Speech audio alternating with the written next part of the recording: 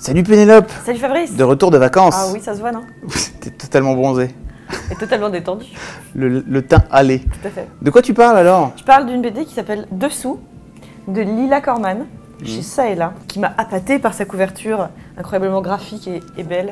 Et en fait, je n'ai pas été déçue parce que c'était mortel. C'est le double portrait de deux sœurs jumelles, dont j'ai oublié les prénoms.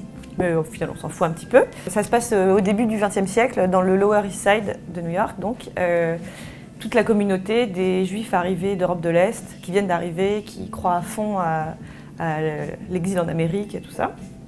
Et ces deux petites filles au début, dont les parents, le père il est un peu effacé, il est même très effacé, il a plus ou moins été marié de force à la mère.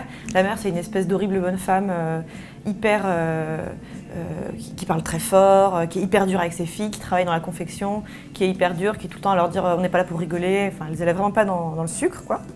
Et les deux petites filles, elles sont un peu, elles sont hyper attachantes, elles sont un peu rêveuses, bagarreuses, elles partagent un lit, elles se racontent plein de choses et tout ça.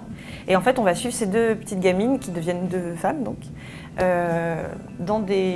qui prennent chacune une voie hyper différente, puisqu'il y en a une qui, par des hasards et par une fascination pour les beaux costumes, la danse, le théâtre, se retrouve à donner un coup de main pour le ménage dans un théâtre, mais qui en fait est quand même un peu un bordel aussi.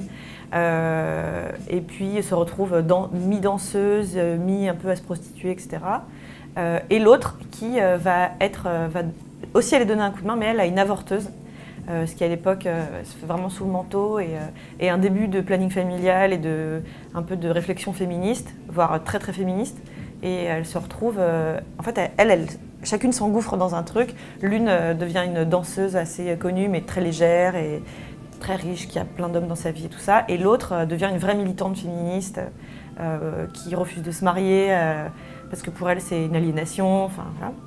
Et elles se perdent de vue, elles se retrouvent, elles ont des disputes familiales, plein de choses, des événements qui bouleversent un peu leur vie.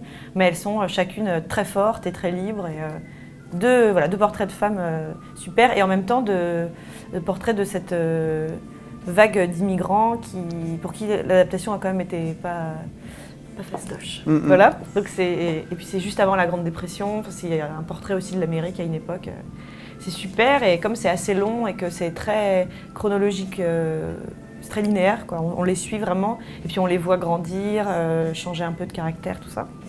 Et le trait est... c'est le contraire de ce que je dis d'habitude, c'est pas de la graphic novel américaine, dans le sens où, au contraire, c'est pas un trait super parfait et bien fermé et tout ça, c'est très expressif. Parfois c'est un peu caricatural, mais c'est comme un super roman en fait, de personnages qu'on est trop triste de quitter à la fin. Et voilà, une belle histoire de sœurs, quand on aime bien les histoires de sœurs, ce qui est mon cas. Voilà.